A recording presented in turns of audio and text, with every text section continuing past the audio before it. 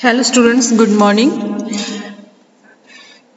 Previous video ਦੇ ਵਿੱਚ ਆਪਾਂ ਨੇ ਸਟਾਰਟ ਕੀਤਾ ਸੀ chapter number 2 of RDBMS file organisation ਜਿਹਦੇ ਵਿੱਚ ਅਸੀਂ ਫਾਈਲਸ ਦੇ ਕੁਝ ਕਨਸੈਪਟ ਕੀਤੇ ਸੀ ਕਿ ਜੋ ਬੇਸਿਕ ਕਨਸੈਪਟ ਹੁੰਦੇ ਆ ਉਹ ਡਿਸਕਸ ਕਰੇ ਸੀ ਪਹਿਲਾਂ ਪ੍ਰੀਵੀਅਸ ਵੀਡੀਓ ਦੇ ਵਿੱਚ। ਤਾਂ ਜੋ ਅੱਗੇ ਹੈ ਕਨਸੈਪਟ ਉਹ ਆਪਾਂ ਕੰਟੀਨਿਊ ਕਰਦੇ ਹਾਂ ਇਸ ਵੀਡੀਓ ਦੇ ਵਿੱਚ। ਸੋ ਸਟੂਡੈਂਟ ਆਪਾਂ ਨੇ ਕੀਤਾ ਸੀ ਕਿ ਡਾਟਾ ਐਂਡ ਇਨਫੋਰਮੇਸ਼ਨ ਕੀ ਹੁੰਦੀ ਹੈ। ਡਾਟਾ ਐਂਡ ਇਨਫੋਰਮੇਸ਼ਨਸ ਤੋਂ ਹੀ ਫਾਈਲਸ ਬਣਦੀਆਂ ਨੇ। ਉਹਦੇ ਵਿੱਚ ਜੋ ਰਿਕਾਰਡਸ ਹੁੰਦੇ ਆ, ਰਿਕਾਰਡਸ ਦੇ ਵਿੱਚ ਹੀ ਤਾਂ ਡਾਟਾ ਐਂਡ ਇਨਫੋਰਮੇਸ਼ਨ ਹੁੰਦੀ ਆ। ਐਂਡ ਡਾਟਾ ਜੋ ਹੁੰਦਾ ਉਹ ਰॉ ਫੈਕਟ ਹੁੰਦੇ ਆ, ਫਿਗਰਸ ਹੁੰਦੇ ਜਿਹਨਾਂ ਦੀ ਆਪਣੇ ਆਪ ਦੇ ਵਿੱਚ ਕੋਈ ਮੀਨਿੰਗ ਨਹੀਂ ਹੁੰਦਾ, ਬਟ ਉਹ ਮੀਨਿੰਗਫੁਲ ਬਣਾਉਂਦਾ ਗਾ ਕਿਸੇ ਹੋਰ ਮਤਲਬ ਕਿਸੇ ਵੀ ਚੀਜ਼ ਨੂੰ ਮੀਨਿੰਗਫੁਲ ਬਣਾਉਂਦਾ। ਜਿਵੇਂ ਪਰਸਨ ਦਾ ਨੇਮ ਹੋ ਗਿਆ ਬਟ ਜਾਂ ਫਿਰ ਕੋਈ ਕਾਸਟ ਵੇਟ ਆ ਜਿਵੇਂ ਹੈ ਨਾ, ਪਰ ਕਿਸੇ ਇਨਸਾਨ ਦਾ ਜੇ ਵੇਟ ਦੱਸਾਂਗੇ ਆਪਾਂ ਜਿਵੇਂ 90 ਇੱਕ ਨੰਬਰ ਆ, ਉਹ ਇੱਕ ਡਾਟਾ ਗਾ, ਇੱਕ ਰॉ ਫੈਕਟ ਆ, ਉਹਦੇ ਵਿੱਚ ਆਪਦਾ ਕੋਈ ਮਤਲਬ ਨਹੀਂ 90 ਦਾ ਇੱਕ ਨੰਬਰ ਹੀ, ਜਸਟ ਇੱਕ ਨੰਬਰ ਆ। ਬਟ ਜਦੋਂ ਆਪਾਂ ਕਹਿੰਦੇ ਹਾਂ ਕਿ ਪਰਸਨ ਦਾ ਵੇਟ 90 ਆ, ਦੈਨ ਉਹ ਇੱਕ ਮੀਨਿੰਗਫੁਲ ਬਣ ਜਾਂਦਾ ਗਾ, ਤਾਂ ਉਹਨੂੰ ਅਸੀਂ ਬੋਲਦੇ ਇਨਫੋਰਮੇਸ਼ਨ। ਤਾਂ ਪ੍ਰੋਸੈਸਿੰਗ ਜੋ ਡਾਟਾ ਦੀ ਪ੍ਰੋਸੈਸਿੰਗ ਹੁੰਦੀ ਆ, ਪ੍ਰੋਸੈਸਡ ਜੋ ਫਾਰਮ ਹੁੰਦੀ ਡਾਟਾ ਦੀ, ਉਹ ਇਨਫੋਰਮੇਸ਼ਨ ਬਣ ਜਾਂਦੀ ਜੋ ਕਿ ਸਾਡੇ ਲਈ ਮੀਨਿੰਗਫੁਲ ਹੁੰਦੀ ਹੈ, ਡਿਸੀਜ਼ਨਸ ਲੈਣ ਦੇ ਵਿੱਚ ਸਾਨੂੰ ਹੈਲਪ ਕਰਦੀ ਆ। ਸੋ ਨੈਕਸਟ ਆਪਾਂ ਨੇ ਕੀਤਾ ਸੀ ਕਿ ਇਨਫੋਰਮੇਸ਼ਨ ਦੀ ਨੀਡ ਕਿਉਂ ਹੁੰਦੀ ਆ। ਠੀਕ ਹੈ ਜੀ, ਸਿਸਟਮ ਨੂੰ ਅਪਡੇਟ ਕਰਨ ਲਈ, ਸਾਨੂੰ ਰੂਲਸ ਰੈਗੂਲੇਸ਼ਨਸ ਦੀ ਨੌਲੇਜ ਰੱਖਣ ਵਾਸਤੇ, ਸਾਡੇ ਸਰਾਊਂਡਿੰਗਸ ਆਸ-ਪਾਸ ਕੀ ਹੋ ਰਿਹਾ ਉਹਦੇ ਵਾਸਤੇ ਸਾਨੂੰ ਜ਼ਰੂਰਤ ਪੈਂਦੀ ਆ। ਠੀਕ ਹੈ, ਤਾਂ ਉਹ ਕੁਛ ਕਦੀਆਂ ਸੀਗੇ ਮਤਲਬ ਪੁਆਇੰਟ ਸੀਗੇ ਜਿਹਦੇ ਵਿੱਚ ਕਿਉਂ ਆਪਾਂ ਨੂੰ ਇਨਫੋਰਮੇਸ਼ਨ ਦੀ ਨੀਡ ਹੁੰਦੀ ਆ। ਅੱਗੇ ਆਪਾਂ ਡਿਫਰੈਂਸ ਕੀਤਾ ਸੀ ਬਿਟਵੀਨ ਡਾਟਾ ਐਂਡ ਇਨਫੋਰਮੇਸ਼ਨ ਦੇ ਵਿੱਚ ਕੀ ਹੁੰਦਾ, ਡਾਟਾ ਫੀਲਡਸ ਕੀ ਹੁੰਦੇ ਆ। ਡਾਟਾ ਫੀਲਡਸ ਜਿਹੜੇ ਮਤਲਬ ਕਿ ਸੈੱਟ ਆਫ ਕਰੈਕਟਰਸ ਹੁੰਦੇ ਜਿਹੜੇ ਕਿਸੇ ਸਪੈਸੀਫਿਕ ਐਲੀਮੈਂਟ ਨੂੰ ਡਿਸਕ੍ਰਾਈਬ ਰਿਪਰੈਜ਼ੈਂਟ ਕਰਦੇ ਆ, ਉਹਨੂੰ ਡਾਟਾ ਆਈਟਮ ਬੋਲਦੇ ਆ ਜਾਂ ਫੀਲਡ ਬੋਲਦੇ। ਜਿਵੇਂ ਕਿ student name, students father name, roll number, address, contact number are these data items. Record collection of related data items, ਇਹਨਾਂ ਡਾਟਾ ਆਈਟਮਸ ਦੀ ਜੋ ਕਲੈਕਸ਼ਨ ਆ ਰਿਲੇਟਡ ਆਪਸ 'ਚ ਹੈਗੇ ਜਿਹੜੇ ਡਾਟਾ ਆਈਟਮਸ, ਉਹਨਾਂ ਦੀ ਕਲੈਕਸ਼ਨ ਨੂੰ ਰਿਕਾਰਡ ਬੋਲਦੇ ਆ। ਫਾਈਲ ਹੁੰਦਾ, ਫਾਈਲ ਅੱਗੋਂ ਇੱਕ ਕਲੈਕਸ਼ਨ ਆਫ ਵੇਰੀਅਸ ਰਿਕਾਰਡਸ ਹੁੰਦਾ, ਰਿਕਾਰਡਸ ਦਾ ਕਲੈਕਸ਼ਨ ਫਾਈਲਸ ਕਹਿਲਾਉਂਦਾ। ਦਿਸ ਇਜ਼ ਏ ਇੱਥੇ ਆਪਾਂ ਦੇਖਦੇ ਹਾਂ ਕਿ ਸੈਲਰੀ ਨਾਮ ਦੀ ਇੱਕ ਫਾਈਲ ਆ, ਫਾਈਲ ਹੈਗੀ ਆ ਟੇਬਲ ਦੀ ਫਾਰਮ ਦੇ ਵਿੱਚ ਹੈ। ਇਹ ਫਾਈਲ ਆ, ਸੈਲਰੀ ਦਾ ਨਾਮ ਆ, ਟੇਬਲ ਦੀ ਫਾਰਮ ਦੇ ਵਿੱਚ ਜਿਹੜੇ ਸੀਰੀਅਲ ਨੰਬਰ, ਨੇਮ, ਬੇਸਿਕ DA, HRA, ਟੋਟਲ, ਇਹ ਹੈਗੇ ਆ ਡਾਟਾ ਆਈਟਮਸ ਰਿਪਰੈਜ਼ੈਂਟ ਕਰ ਰਹੇ ਆ। ਠੀਕ ਹੈ ਜੀ, ਅੱਗੇ ਹੈ ਇਹ ਜਿਹੜੀਆਂ ਹੈਗੀਆਂ ਨੇ ਜਿੰਨੇ ਵੀ ਮਯੰਕ ਨਾਮ ਭਰਤਾ, 10,000, 2500, 100, 12,600, ਜੇ ਇਕੱਲੀ ਇੰਡੀਵਿਜੂਅਲੀ ਆਪਾਂ ਗੱਲ ਕਰੀਏ ਤਾਂ ਇਹ ਡਾਟਾ ਗਾ। ਬਟ ਇਹ ਜਦੋਂ ਕਲੈਕਸ਼ਨ ਹੋ ਜਾਂਦੀ ਇਹਨਾਂ ਦੀ ਦੈਨ ਇਹ ਰਿਕਾਰਡ ਬਣ ਜਾਂਦਾ। ਬਟ ਜੋ ਰਿਕਾਰਡ 1, ਰਿਕਾਰਡ 2, ਰਿਕਾਰਡ 3 ਇਹਨਾਂ ਦੀ ਕਲੈਕਸ਼ਨ ਕੀ ਬਣੇਗਾ, ਇੱਕ ਟੇਬਲ, ਲਾਸਟ ਦੇ ਉੱਪਰ ਇੱਕ ਟੇਬਲ ਬਣ ਜਾਏਗਾ। ਤਾਂ ਇੱਥੇ ਕੁਛ ਇਹਨਾਂ ਨੇ ਐਗਜ਼ਾਮਪਲਸ ਦਿੱਤੀਆਂ ਯਾਨੀ ਕਿਹੜੇ ਰਿਕਾਰਡ ਨੇ, ਕਿਹੜੇ ਡਾਟਾ ਆਈਟਮਸ ਨੇ। ਅੱਗੇ ਹੈ ਜੀ data aggregate, collection of data within A record which is given a name and is referred to as whole। ਹੁਣ ਡਾਟਾ ਐਗਰੀਗੇਟ ਬੋਲਦੇ ਕਲੈਕਸ਼ਨ ਆਫ ਡਾਟਾ ਆਈਟਮਸ ਨੂੰ, ਰਿਕਾਰਡ ਦੇ ਵਿੱਚ ਜੋ ਡਾਟਾ ਆਈਟਮਸ ਪਈਆਂ ਨੇ ਉਹਨਾਂ ਦੀ ਕਲੈਕਸ਼ਨ ਨੂੰ ਐਗਰੀਗੇਟਸ। ਐਗਜ਼ਾਮਪਲ ਜਿਵੇਂ ਡੇਟ ਆ, ਡੇਟ ਦੇਖੋ ਕੰਪੋਜ਼ਿਟ ਆ, ਕਿਵੇਂ ਕਿਉਂਕਿ ਉਹ ਮੰਥ, ਡੇ ਐਂਡ ਈਅਰ ਤੋਂ ਮਿਲ ਕੇ ਬਣਦੀ ਆ। ਅੱਗੇ ਹੈ ਜੀ ਫਾਈਲ ਤੇ ਕੁਛ concept. Information recorded, let us consider the information recorded ਆਪਣੇ ਕੋਲ ਫਾਈਲ ਆ ਜਿਹਦੇ ਵਿੱਚ roll number, name and marks ਕੀ ਨੇ, ਡਾਟਾ ਆਈਟਮਸ ਨੇ। ਦੈਨ 001 ਏਕਮ, 001, 002 ਇਹ ਸਾਰੇ ਇੰਡੀਵਿਜੂਅਲੀ ਕੀ ਆ, ਡਾਟਾ ਗੀ, ਬਟ ਇਹ ਕਲੈਕਟ ਹੋਣ ਤੋਂ ਬਾਅਦ ਠੀਕ ਹੈ ਇਕੱਠੇ ਹੋ ਕੇ ਕੀ ਬਣਦੇ, ਇੱਕ ਰਿਕਾਰਡ ਬਣਦੇ ਆ। ਠੀਕ ਹੈ, each entry into a table shown in this figure is set of 3 data items. ਆ ਤਿੰਨ ਦੀਆਂ ਆਈਟਮਸ ਨੇ, roll number, name, marks. Roll number total marks of student, ਜਿਵੇਂ ਅੰਕਮ, ਏਕਮ ਹੋ ਗਿਆ, ਰੋਲ ਨੰਬਰ ਆ ਹੋ ਗਿਆ, ਮਾਰਕਸ ਹੋ ਗਿਆ, ਇਹ ਕੀ ਹੋ ਗਿਆ, ਐਂਟਰੀਜ਼ ਅਸੀਂ ਕਰਵਾਈਆਂ ਨੇ ਬਾਅਦ ਦੇ ਵਿੱਚ ਕਲੈਕਟ ਹੋਣ ਤੋਂ ਬਾਅਦ ਇਕੱਠਿਆਂ ਨੂੰ ਅਸੀਂ ਕੀ ਰਿਪਰੈਜ਼ੈਂਟ ਕਰਾਂਗੇ, record. Each entry of a table is known as ਹਰੇਕ ਜਿਹੜੀ ਐਂਟਰੀ ਅਸੀਂ ਡਾਟਾ ਆਈਟਮ ਦੇ ਅਕੋਰਡਿੰਗ ਕਰਦੇ ਹਾਂ ਉਹਨੂੰ ਅਸੀਂ ਕੀ ਬੋਲਦੇ ਹਾਂ, ਰਿਕਾਰਡ ਬੋਲਦੇ ਹਾਂ। ਇੰਡੀਵਿਜੂਅਲੀ ਉਹ ਕੀ ਹੈ, ਡਾਟਾ ਗਾ। ਠੀਕ ਹੈ ਜੀ, ਅੱਗੇ ਟਾਈਪਸ ਨੇ ਫਾਈਲਸ ਕਿਹੜੇ ਕਿੰਨੇ ਟਾਈਪਸ ਦੀਆਂ ਹੁੰਦੀਆਂ ਨੇ। ਪਹਿਲੀ ਹੈਗੀ ਹੈ ਜੀ ਟਾਈਪਸ ਹੋ ਜਾਂਦੇ ਕਈ ਵਾਰ files, types of files. First is master file, this is a master file ਹੋਏਗੀ ਸਭ ਤੋਂ ਜੋ ਮਤਲਬ ਸਿਕਿਉਰਿਟੀ ਜਿਹਨੂੰ ਮਿਲੇਗੀ ਉਹ ਹੋਏਗੀ master file. Collection of records about an important activity, किसी important activity they regarding collection of records ਜਿਹੜੇ ਹੁੰਦੇ ਇਹਦੇ ਵਿੱਚ ਰੱਖੇ ਜਾਂਦੇ it may reflect the history of events ਔਰ information which can be used as a source of reference. ਇਹਦੇ ਵਿੱਚ ਜੋ ਪਹਿਲਾਂ ਹੋਏ ਹੁੰਦੇ ਆ ਇਵੈਂਟ ਹੋਏ ਹੁੰਦੇ ਉਹਨਾਂ ਦੀ ਹਿਸਟਰੀ ਇਨਫੋਰਮੇਸ਼ਨ ਰੱਖੀ ਜਾਂਦੀ ਆ ਰੈਫਰੈਂਸ ਦੇ ਤੌਰ ਤੇ। Master file is always kept up to date, ਇਹਨੂੰ ਅਪਡੇਟ ਕਰਨਾ ਪੈਂਦਾ ਟਾਈਮ ਟੂ ਟਾਈਮ ਅਪਡੇਟ ਇਹਨੂੰ ਕਰਨਾ ਪੈਂਦਾ। These are fairly permanent files ਹੁੰਦੀਆਂ ਨੇ ਜਿਵੇਂ ਕਿ ਸਟੂਡੈਂਟ ਫੀਸ ਫਾਈਲ ਹੋ ਗਈ, ਠੀਕ ਹੈ ਜੀ। ਪਰਸੋਨਲ ਜਿਹੜੇ ਇੰਪਲੋਈਜ਼ ਹੁੰਦੇ ਆ ਉਹਨਾਂ ਨੂੰ ਬੋਲਦੇ ਆ। ਇਨਵੈਂਟਰੀ ਫਾਈਲਸ ਹੋ ਗਈ, ਸਟਾਕ ਫਾਈਲਸ ਹੋ ਗਈ, these are the master files ਹੁੰਦੀਆਂ ਨੇ।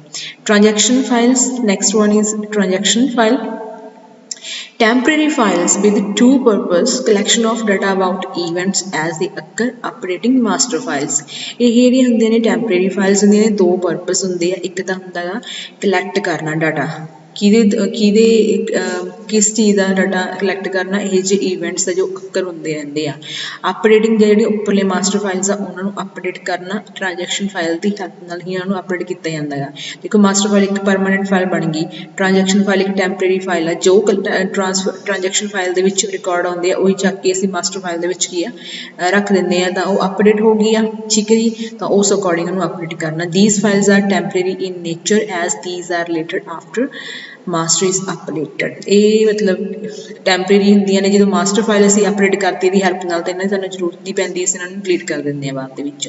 ਜਿਵੇਂ ਕਿ ਫੀਸ ਰਿਸਿਪਟ ਫਾਈਲ, ਫੀਸਸ ਆਉਂਦੀਆਂ ਰਹਿੰਦੀਆਂ, ਰਿਸਿਪਟ ਆਉਂਦੀਆਂ ਨੇ ਜਿਵੇਂ ਫੀਸਸ ਦੀ, ਉਹ ਜਿਹੜੀ ਫੀਸ ਆ ਰਿਸਿਪਟ ਹੁੰਦੀ ਹੈ। ਰਿਸਿਪਟ ਤੋਂ ਦੇਖ ਕੇ ਅਸੀਂ ਕੀ ਆ ਸਟੂਡੈਂਟ ਫੀਸ ਫਾਈਲ ਦੇ ਵਿੱਚ ਕੀ ਅਪਡੇਟ ਕਰ ਦਾਂਗੇ। ਸਾਨੂੰ ਫੀਸ ਰਿਸਿਪਟ ਦੀ ਜ਼ਰੂਰਤ ਹੈ ਨਹੀਂ ਗੀ ਫਾਈਲ ਦੀ, ਬਾਅਦ ਦੇ ਵਿੱਚ ਉਹਨੂੰ ਅਸੀਂ ਡਿਲੀਟ ਵੀ ਕਰ ਸਕਦੇ ਹਾਂ। ਪਰਚੇਜ਼ ਫਾਈਲ ਹੋ ਗਈ ਜਾਂ ਫਿਰ ਸੇਲ ਇਨਵੋਇਸ ਫਾਈਲ ਹੋ ਗਈ, ਇਹ ਸਾਰੀਆਂ ਟੈਂਪਰੇਰੀ ਹੁੰਦੀਆਂ। ਇਹਨਾਂ ਨਾਲ ਸੇਲਸ ਦੇ ਵਿੱਚ ਅਸੀਂ ਸਟਾਕ ਫਾਈਲ ਦੇ ਵਿੱਚ ਰੱਖ ਸਕਦੇ ਹਾਂ ਕਿੰਨੀ ਸੇਲ ਹੋਈ ਹੈ, ਕਿੰਨਾ ਬਚ ਗਿਆ, ਠੀਕ ਹੈ ਸਮਾਨ। ਉਹਦੇ ਵਾਸਤੇ ਇਹਦੇ ਵਿੱਚ ਆਪਰੇਸ਼ਨ ਕਰਨ ਤੋਂ ਬਾਅਦ ਇਹਦੀ ਵੀ ਆਪਾਂ ਨੂੰ ਜ਼ਰੂਰਤ ਨਹੀਂ ਪੈਂਦੀ, ਡਿਲੀਟ ਕਰ ਸਕਦੇ ਹਾਂ। ਨੈਕਸਟ ਹੈ ਜੀ reference file. This file contain information which is required to reference and changes periodically, price list, student attendance list and share rates। ਇਹ files ਜਿਹੜੀਆਂ ਹੁੰਦੀਆਂ ਨੇ ਇਹਦੇ ਵਿੱਚ ਇਹ ਜਿਹੀ information ਹੁੰਦੀ ਜਿਹੜੀ ਕਿ reference ਦੇ ਲਈ required ਹੁੰਦੀ ਆ, ਠੀਕ ਹੈ। ਅੱਗੇ ਜਾਂ ਫਿਰ ਇਹਦੇ ਵਿੱਚ changes ਹੁੰਦੀਆਂ ਰਹਿੰਦੀਆਂ, periodically changes ਹੁੰਦੀਆਂ ਨੇ। ਪੀਰੀਅਡਿਕਲ ਮਤਲਬ ਟਾਈਮ ਪਾ ਕੇ ਚੇਂਜਸ ਹੁੰਦੀਆਂ ਨੇ। ਜਿਵੇਂ ਪ੍ਰਾਈਸ ਲਿਸਟ ਹੁੰਦੀ ਹੈ, ਦੇਖੋ ਪ੍ਰਾਈਸ ਜ਼ਰੂਰਤ ਨਹੀਂ ਹੈ ਕਿ ਅੱਜ ਪ੍ਰਾਈਸ ਹੋਰ ਆ ਕੱਲ੍ਹ ਨੂੰ ਕੁਛ ਹੋਰ ਹੋਏਗਾ, ਅੱਜ ਮਹੀਨੇ ਬਾਅਦ ਕੋਈ ਪ੍ਰਾਈਸ ਹੋਰ ਹੋ ਸਕਦਾ, ਮਤਲਬ ਪੀਰੀਅਡ ਕਾਫੀ ਹੋ ਸਕਦਾ ਲੰਮਾ। ਐਂਡ ਜਿਵੇਂ ਕਿ ਜਾਂ ਫਿਰ ਸਟੂਡੈਂਟ ਅਟੈਂਡੈਂਸ ਜਿਹੜੀਆਂ ਹੁੰਦੀਆਂ ਨੇ, ਸਟੂਡੈਂਟ ਅਟੈਂਡੈਂਸ ਦੇ ਰਿਹਾ ਹੈਗਾ, ਮਤਲਬ ਹੁਣ ਮੇਰੇ ਕੋਲ ਕੀ ਹੈ 30 ਸਟੂਡੈਂਟ ਆ, ਬਾਅਦ ਦੇ ਵਿੱਚ ਜਾ ਕੇ ਵਿੱਚੋਂ ਸਟੂਡੈਂਟ ਲੈਫਟ ਵੀ ਹੋ ਜਾਂਦੇ ਆ, ਤਾਂ ਉਹ ਪੀਰੀਅਡਿਕਲੀ ਇਹਨਾਂ ਦੇ ਵਿੱਚ ਚੇਂਜਸ ਹੁੰਦੀਆਂ ਨੇ। ਸ਼ੇਅਰ ਰੇਟਸ ਹੋ ਗਏ ਜਾਂ ਫਿਰ ਜਿਵੇਂ ਇਹਦੇ ਐਗਜ਼ਾਮਪਲ ਸਟੂਡੈਂਟ ਅਟੈਂਡੈਂਸ ਫਾਈਲ ਹੋ ਗਈ, ਸ਼ੇਅਰ ਰੇਟਸ ਫਾਈਲ ਹੋ ਗਈ, ਠੀਕ ਹੈ ਜੀ। ਜਾਂ ਫਿਰ student details file, scholarship file, taxes file ਹੋ ਗਈਆਂ। ਅੱਗੇ ਹੈ sort file, working file of records to be ordered in particular sequences. Working file of records ਇਹ ਜੀ ਫਾਈਲ ਜਿਹਦੇ ਵਿੱਚ ਰਿਕਾਰਡਸ ਆ ਬਟ ਉਹ ਪਰਟੀਕੂਲਰ ਆਰਡਰ ਦੇ ਵਿੱਚ ਜਾਂ ਸੀਕੁਐਂਸ ਦੇ ਵਿੱਚ ਉਹਨਾਂ ਨੂੰ ਆਰਡਰਿੰਗ ਕੀਤੀ ਹੋਏਗੀ ਉਹਦੀ। ਜਿਵੇਂ ਕਿ ਮੈਰਿਟ ਫਾਈਲ ਹੁੰਦੀ, ਜਿਵੇਂ ਕਿ ਹੁਣ ਕੋਈ ਬੱਚੇ ਆ ਕਿ ਦਿੰਦੇ ਕੋਈ ਟੈਸਟ ਦਿੰਦੇ ਆ, ਠੀਕ ਹੈ। ਟੈਸਟ ਦੇ ਵਿੱਚ ਜਦੋਂ ਉਹਨਾਂ ਨੂੰ ਮੈਰਿਟ ਦੇ ਅਕੋਰਡਿੰਗ ਉਹਨਾਂ ਦੀ ਬਣਾਉਣੀ ਹੁੰਦੀ, ਆਰਡਰਿੰਗ ਕਰਨੀ ਹੈ ਸਟੂਡੈਂਟਸ ਦੀ, ਜਿਹੜੀ ਉਹ ਫਾਈਲ ਪਾਉਂਦੇ ਨੇ ਕਿ ਬੋਲਦੇ ਆ ਸ਼ਾਰਟ ਫਾਈਲ। ਸ਼ਾਰਟਿੰਗ ਫਾਈਲ ਮਤਲਬ ਜਿਹਦੇ ਵਿੱਚ ਰਿਕਾਰਡਸ ਇੱਕ ਪਰਟੀਕੂਲਰ ਆਰਡਰ ਦੇ ਵਿੱਚ ਸੀਕੁਐਂਸ ਦੇ ਵਿੱਚ ਆਰਗੇਨਾਈਜ਼ਡ ਹੁੰਦੇ ਆ। Backup file, copy of the master file, ਇਹ ਹੁੰਦਾ ਬੈਕਅਪ ਮਤਲਬ ਕਾਪੀ ਕਿਸੇ ਚੀਜ਼ ਦੀ। ਮਾਸਟਰ ਫਾਈਲ ਦੀ ਵੀ ਹੋ ਸਕਦੀ ਹੈ, ਟ੍ਰਾਂਜੈਕਸ਼ਨ ਫਾਈਲ ਦੀ ਵੀ ਹੋ ਸਕਦੀ ਹੈ। Made to ensure that duplicate is available. Backup ਆਪਾਂ ਨੂੰ ਰੱਖਣੀ ਪੈਂਦੀ ਹੈ ਕਿਉਂਕਿ ਕਈ ਵਾਰੀ ਜੇ ਓਰੀਜਨਲ ਡੈਮੇਜ ਹੋ ਜੇ, ਓਰੀਜਨਲ ਫਾਈਲ ਡੈਮੇਜ ਹੋ ਜੇ, ਮਤਲਬ ਕਿਸੇ ਵੀ ਰੀਜ਼ਨ ਕਰਕੇ ਇਹ ਓਰੀਜਨਲ ਫਾਈਲ ਜਿਵੇਂ ਮਾਸਟਰ ਫਾਈਲ, ਟ੍ਰਾਂਜੈਕਸ਼ਨ ਫਾਈਲ ਸਾਡੇ ਕੋਲ ਮਤਲਬ ਕਈ ਵਾਰ ਐਕਸੀਡੈਂਟਲੀ ਵੀ ਅਸੀਂ ਡਿਲੀਟ ਕਰ ਦਿੰਦੇ ਹਾਂ ਜਾਂ ਫਿਰ ਕਈ ਵਾਰ ਵੈਸੇ ਵੀ ਉਹ ਡੈਮੇਜ ਹੋ ਜਾਂਦੀ ਆ, ਪਰ ਸਾਡੇ ਕੋਲ ਉਹਦੀ ਕਾਪੀ ਤਾਂ ਹੈਗੀ, ਡੁਪਲੀਕੇਸੀ ਤਾਂ ਹੁੰਦੀ ਹੈ ਨਾ, ਤਾਂ ਉਹ ਅਸੀਂ ਯੂਜ਼ ਕਰ ਲੈਂਦੇ ਹਾਂ। ਉਹਨਾਂ ਨੂੰ ਕੀ ਬੋਲਦੇ ਬੈਕਅਪ ਫਾਈਲਸ। ਇਹਦੇ ਵਿੱਚ ਜਿਵੇਂ ਕਿ ਸਟੱਡ ਬੈਕਅਪ ਫਾਈਲ ਹੁੰਦੀ ਹੈ ਜਾਂ ਫਿਰ ਡਾਟਾ ਬੈਕਅਪ ਫਾਈਲ ਹੁੰਦੀ ਹੈ, ਐਗਜ਼ਾਮਪਲਸ ਨੇ ਇਹਦੀਆਂ। ਅਰਚੀਵਲ files, archival files, copies made for long term storage of data maintained for future reference। ਇਹ ਹੁੰਦੀਆਂ ਨੇ ਜਿਨ੍ਹਾਂ ਦੀ ਜਿਹੜੀ ਕਾਪੀਜ਼ ਰੱਖੀ ਜਾਂਦੀ ਹੈ ਪਰ ਲੌਂਗ ਟਰਮ ਸਟੋਰੇਜ ਦੇ ਤੌਰ ਤੇ, ਤਾਂ ਜੋ ਮਤਲਬ ਫਿਊਚਰ ਦੇ ਵਿੱਚ ਉਹਨੂੰ ਕੀ ਅਸੀਂ ਜੋ ਡਾਟਾ ਹੈਗਾ ਫਿਊਚਰ ਦੇ ਵਿੱਚ ਵੀ ਇਹਦਾ ਸਾਡੇ ਕੰਮ ਆ ਸਕੇ। These files are generally stored offline, ਇਹਨਾਂ ਨੂੰ ਅਸੀਂ ਆਫਲਾਈਨ ਸਟੋਰ ਕਰਕੇ ਰੱਖਦੇ ਹਾਂ away from the computer centre ਤੋਂ।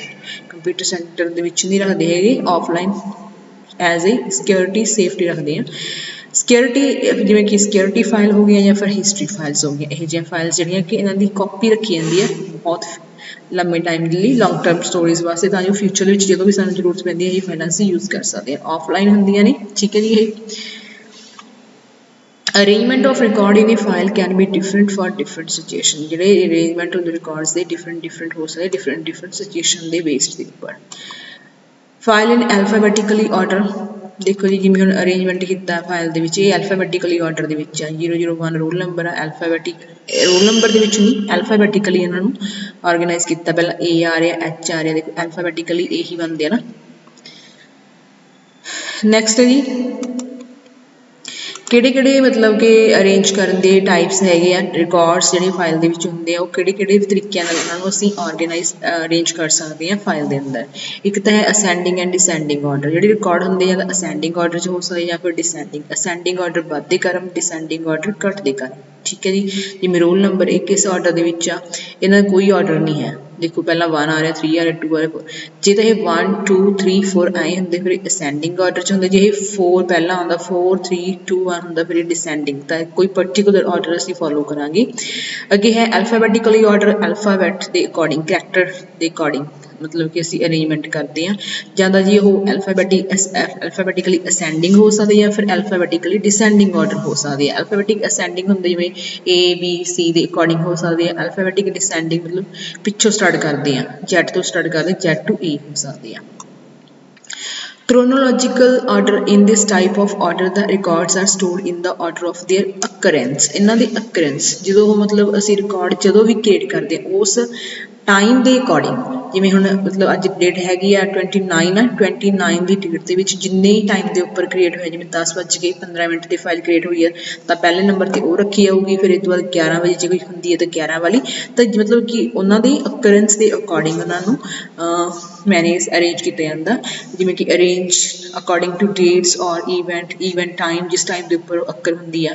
If the key field is date and date of birth, date of joining, then this type of arrangement is. ਜੇ ਦੇਖੋ date of birth ਦੇ ਅਕੋਰਡਿੰਗ ਜੇ ਰੱਖਣੀ ਹੋਵੇ, ਹੁਣ ਜਿਵੇਂ ਕਿਸੇ ਨੇ ਜੁਆਇਨ ਕੀਤਾ ਡੇਟ ਆਫ ਕੋਈ ਡੇਟ ਆ, ਕੋਈ ਮਤਲਬ ਕਿ 2000 ਦੇ ਵਿੱਚ ਕਿਸੇ ਨੇ ਸੰਨ 2000 'ਚ ਜੁਆਇਨ ਕੀਤਾ, ਕਿਸੇ ਨੇ 2001 'ਚ ਕੀਤਾ, 2002 'ਚ ਕੀਤਾ। ਜਿਹੜੇ ਸਭ ਤੋਂ ਪਹਿਲਾਂ 2000 ਦੇ ਵਿੱਚ ਜਿਹਨੇ ਜੁਆਇਨ ਕੀਤਾ ਉਹਦਾ ਰਿਕਾਰਡ ਪਹਿਲੇ ਨੰਬਰ 'ਤੇ, 2001 ਵਾਲੇ ਦਾ ਦੂਜੇ ਨੰਬਰ 'ਤੇ, 2005 ਵਾਲੇ ਦਾ ਤੀਸਰੇ ਨੰਬਰ 'ਤੇ, ਇਸ ਅਕੋਰਡਿੰਗ ਵੀ ਹੋ ਸਕਦਾ। ਜਾਂ ਡੇਟ ਆਫ ਬਰਥ ਦੇ ਅਕੋਰਡਿੰਗ ਵੀ ਰਿਕਾਰਡ ਮੇਨਟੇਨ ਕੀਤੇ ਜਾਂਦੇ। ਜਿਵੇਂ ਕਿ ਹੁਣ ਦੇਖੋ ਰੋਲ ਨੰਬਰ ਨਹੀਂ ਇਹਦੇ ਵਿੱਚ, ਰੋਲ ਨੰਬਰ ਦੇ ਅਕੋਰਡਿੰਗ ਨਹੀਂ ਇਹਨਾਂ ਨੇ ਮੈਂ ਆਰਗੇਨਾਈਜ਼ ਕੀਤੀ ਫਾਈਲ।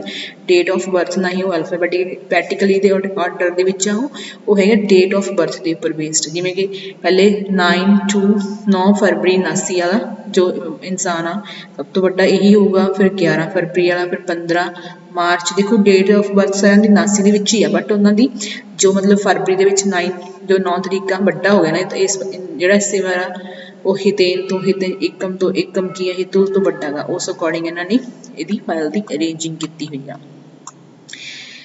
ਓਕੇ, ਨੈਕਸਟ ਵਾਲੀ ਹੈਗੇ ਆ ਇਹਦੇ ਫਾਈਲਸ ਦੇ ਆਪਰੇਸ਼ਨਸ, ਕਿਹੜੇ ਅਸੀਂ ਆਪਰੇਸ਼ਨ ਫਾਈਲ ਦੇ ਉੱਪਰ ਪਰਫੋਰਮ ਕਰਦੇ ਹਾਂ, ਜੋ ਕਿ ਆਪਾਂ ਨੈਕਸਟ ਵੀਡੀਓ ਵਿੱਚ ਡਿਸਕਸ ਕਰਾਂਗੇ। Thank you so much for watching my video.